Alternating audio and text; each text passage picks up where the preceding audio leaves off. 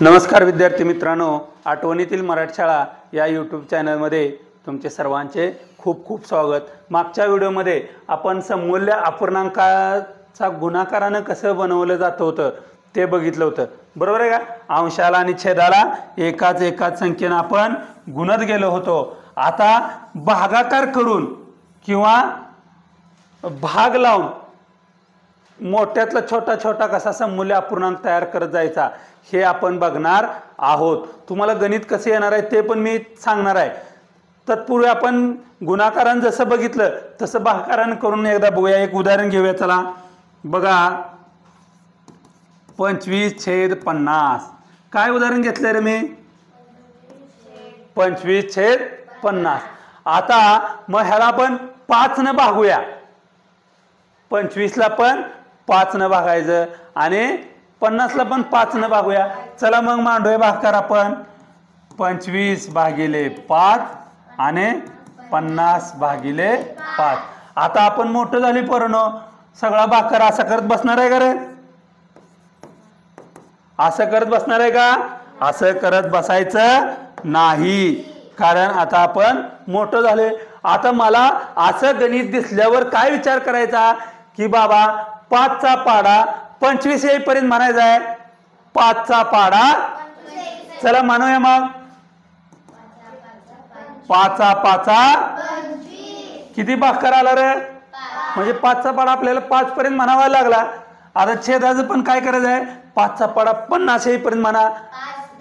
5×10=50 म्हणजेच 25/50 चा सममूल्य अपूर्णांक आपल्याला काय मिळाला?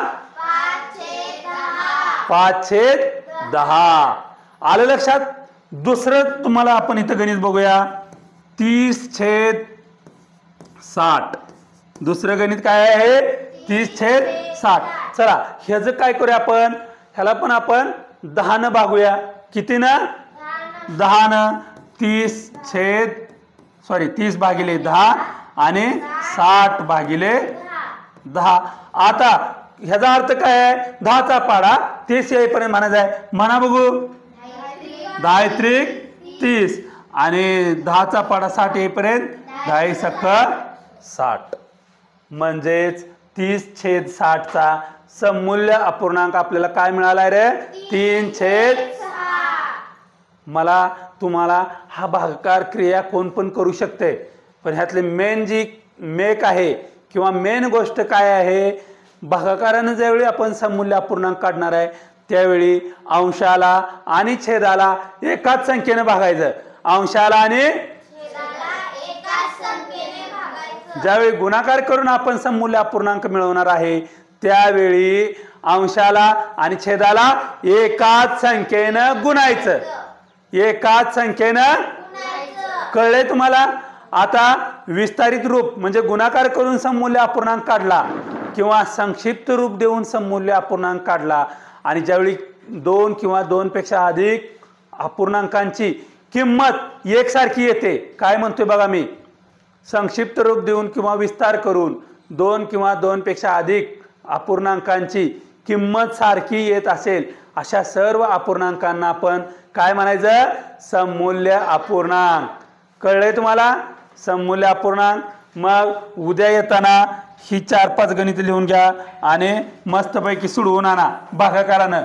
जशी गुणाकारानं तुम्ही सोडवणार होता तशीच भागाकारानं सोडवून आणायची। बघा 45/90 पहिलं गणित आहे। दुसरं गणित आहे बघा 200/100। तिसरं गणित आहे 18/54। चौथं गणित आहे बघा 30/90 आणि 5 नंबरचं गणित आहे 20/100। ही 5 गणित उद्या येताना कोणकोणत्या अपूर्णांकानं तुम्ही सममूल्य करून आणलेले आहेत, कोणकोणत्या अंकानं भागून सममूल्य करून आणलेले आहेत हे मला उद्या तुम्ही समजावून सांगायचं। समजलं?